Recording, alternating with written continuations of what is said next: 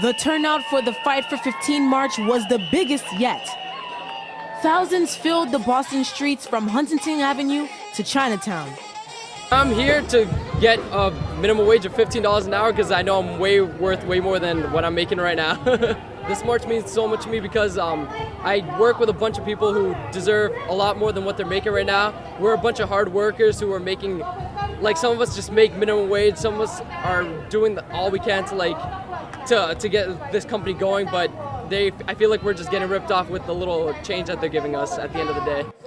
Marchers came from all over, like Boston City Councilor Tito Jackson, who supports raising the minimum wage. I've been involved since the beginning of Fight for 15. In the city of Boston, unless you make $15 an hour, you won't be able to live in the city of Boston. These are the hardest working workers that we have. People who are low-wage workers, are hospital workers, people who are cleaning all of the buildings in the city of Boston, and they deserve to be made whole, and they deserve to have the prosperity that the rest of the city of Boston has. Unions and others organized and demonstrated all last year to demand the hikes to $15, but instead only won 9.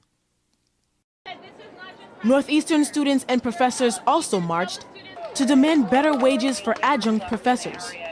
So for me, being an adjunct professor means that I've always worked at 2 different schools. I never know what kind of work I'm going to have the next semester. It means that I didn't have benefits from my job until I got a good union job at UMass Boston.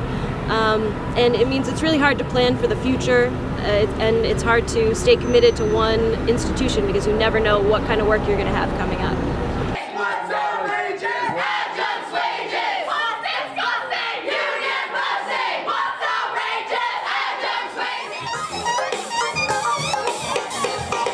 So right now I'm working in the kitchen. I'm actually one of the line cooks that we have right there. I'm the night coach. So I'm working from 6 till sometimes 4 in the morning, just like closing down the kitchen with just like a couple of dishwashers. And at the end of the night, I smell like food. My feet hurt, and I'm just sweating from like working constantly all day. And I just go home, get tired, go to sleep, wake up, and do it again. I work 2 jobs. I'm a single mom. I have 2 kids, and in the past, even when I've had a full-time job, I've had to have a second job.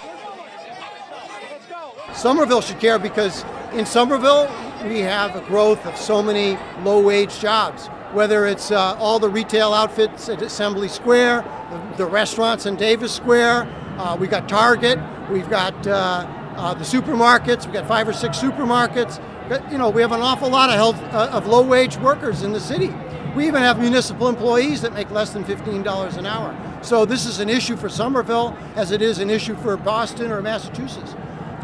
There are thousands of people in Somerville today that are being, with the incredible rents that people have to pay in Somerville, and they're being asked to work for $9 and $10 an hour. That's not fair. When you show up to work, you should get a livable wage.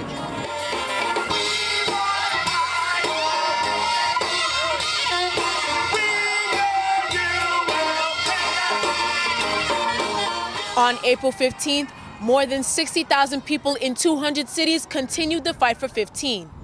Will these marches impact wage levels in the state for workers in restaurants like Subway and other establishments? We'll keep you posted. I'm Laura Onyenaho, Somerville Neighborhood News.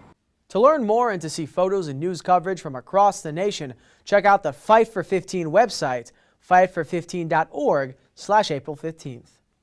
Interestingly, a new study documents how everyone in the U.S. pays for the country's low wages. According to the University of California, Berkeley Center for Labor, U.S. taxpayers pay roughly $153 billion each year to subsidize employers who refuse to pay a livable wage. Half of all fast food workers receive public assistance. Almost 3/4 of the people and families enrolled in the country's major public support programs like food stamps and Medicaid are members of working families. The report is called The High Public Cost of Low Wages, and it's available at laborcenter.berkeley.edu.